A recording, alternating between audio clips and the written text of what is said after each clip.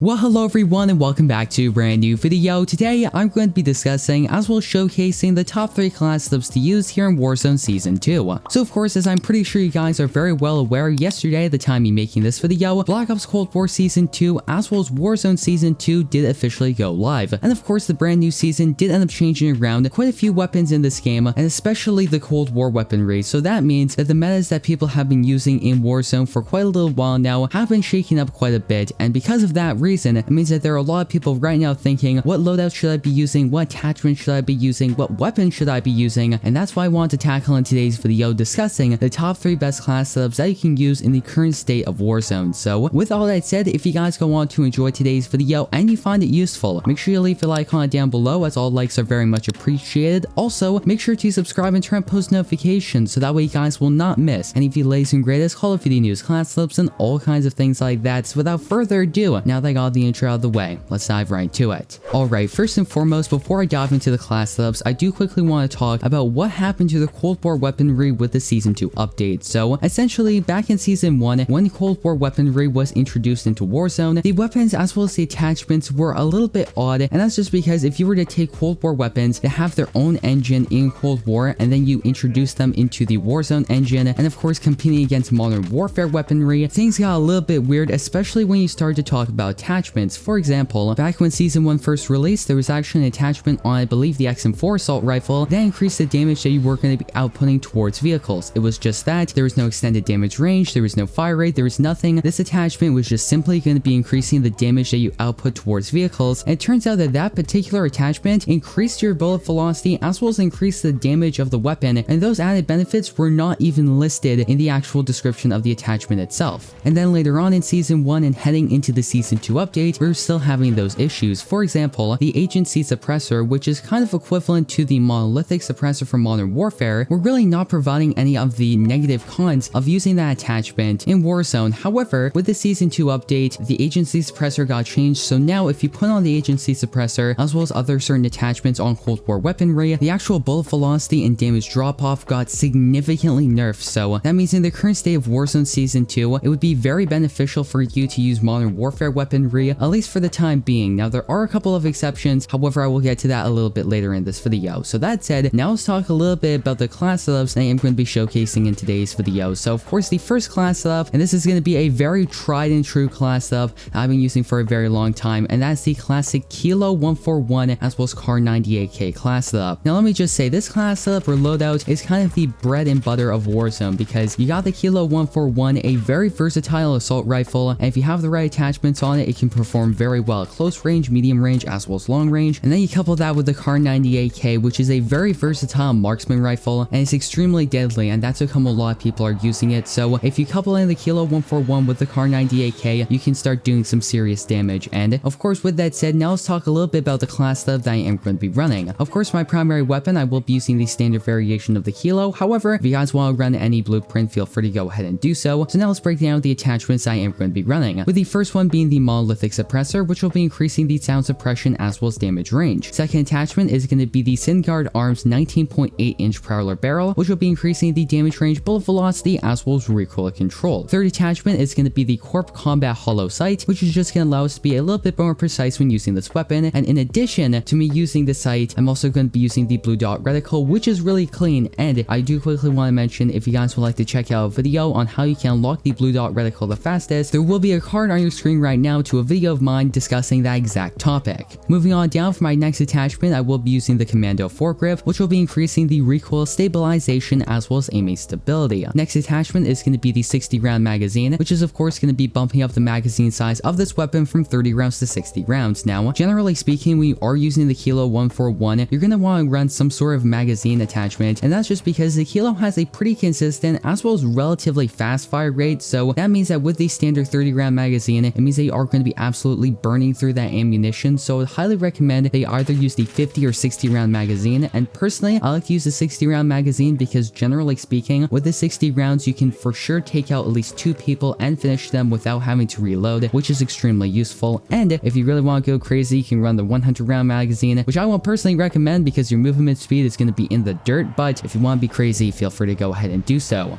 And of course, with that said, now let's move down and talk about the attachments I am going to be running on my KAR98K. Naturally, my first attachment on it is going to be the monolithic suppressor. Second one is going to be the tack laser. Third one is going to be the variable zoom scope. The fourth one is going to be the stippled grip tape. And naturally, the final one is going to be the Synguard custom 27.6-inch barrel.